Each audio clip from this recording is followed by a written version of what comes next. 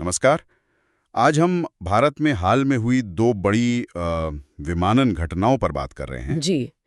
एक तो अहमदाबाद में एयर इंडिया की दुर्घटना हुई और दूसरी उत्तराखंड में एक हेलीकॉप्टर हादसा।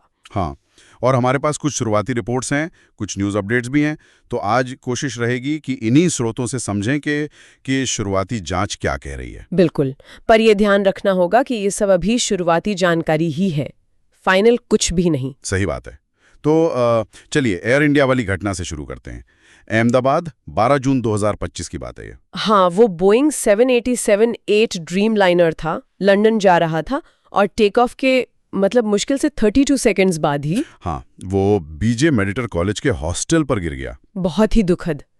जी, आंकड़े बहुत भयानक थे। जी। विमान में 242 लोग थे, उनमें से 241 की मौत हो गई और जमीन पर भी 19 लोगों की जान चली गई। लेकिन एक यात्री बच गया, कमाल है। हाँ, ये वाकई एक चमत्कार जैसा काम। तो अब आते हैं जांच पर। जो AAIB है, मतलब एयरक्राफ्ट एक्सीडेंट इन्वेस्टिगेशन ब्यूरो, उनकी एक रिपोर्ट आई 8 जुलाई को। उसमें क्या था खास? हाँ, वो रिपोर्ट एक बहुत ही स्पेसिफिक चीज पर फोकस करती है। रिपोर्ट के मुताबिक टेक ऑफ के एकदम बाद दोनों इंजनों के जो फ्यूल कट ऑफ स्विच होते हैं, अच्छा, वो रन पोजीशन से हटकर कट ऑफ पोजीशन में चले गए। कट ऑफ मतलब फ्यूल सप्लाई बंद हो गई इंजनों की। बिल्कुल, इंजन तक फ्यूल जाना अचानक बंद। और ये स्विच वैसे तो मैनुअल ओवरराइड होते हैं इमरजेंसी के लिए, लेकिन यहाँ ये अपने आप कैसे चले गए कट ऑफ पर टेक ऑफ के ठीक बाद? यही सबसे बड़ा सवाल है। इसका नतीजा ये हुआ कि इंजन का थ्रस्ट एकदम से खत्म हो गया और विमान नीचे आ गया। और जो कॉकपिट वॉइस रिकॉर्डर CVR है, उससे कुछ पता चला? उससे मामला और उलझ गया है। उसमें एक पायलट दूसरे से पूछ रहा है, फ्यूल क्यों काटा? पूछ रहा है? हाँ, और दूसरा पायलट साफ इनकार कर रहा है कि उसने ऐसा किया है। अरे, तो फिर स्विच हिले कैसे अगर पायलट ने नहीं किया तो? कोई तकनीकी खराबी, कोई मैल फंक्शन? यही अनिश्चितता है जिस पर जांच अभी टिकी हुई है। AAIB ने ये साफ किया है कि बर्ड स्ट्राइक या किसी साजिश तोड़फोड़ वगैरह का कोई सबूत शुरू में नहीं मिला है। तो फोकस अब ह्यूमन एरर या फिर मैकेनिकल फेलियर पर है? जी। इस बीच जो पायलट एसोसिएशंस हैं वो कह रहे हैं कि अभी से ह्यूमन एरर की बात करना ठीक नहीं, ये लापरवाह और निराधार अटकलें हैं।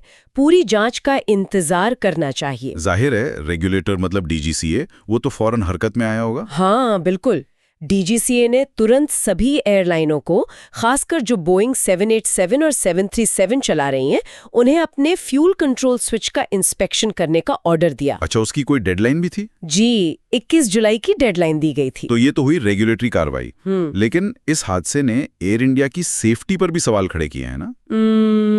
सुनने में आया था कि पहले भी कुछ नोटिस मिले थे एयरलाइन को। हाँ, ये बात भी सामने आई। कुछ रिपोर्ट्स में कहा गया कि क्रू ड्यूटी के नियमों का उल्लंघन हुआ था, ट्रेनिंग में कुछ कमियां थीं, इसको लेकर पहले नोटिस दिए गए थे। हालांकि एयर इंडिया का कहना है कि उनका मेंटेनेंस वगैरह सब मानकों के हिसाब से ही था। अब देखिए, फाइनल रिपोर्ट आने में तो करीब 1 साल लग सकता है। सही। और इस सबका एक मानवीय असर भी है। खबरें आ रही हैं कि लोगों में अब उड़ने को लेकर डर बढ़ा है, वो एरोफोबिया जिसे कहते हैं। हाँ, ये स्वाभाविक है इतने बड़े हादसे के बाद। तो ये अहमदाबाद की बात हुई, जांच चली रही थी कि एक और बुरी खबर आ गई उत्तराखंड से। जी, 15 जून को वो एक हेलीकॉप्टर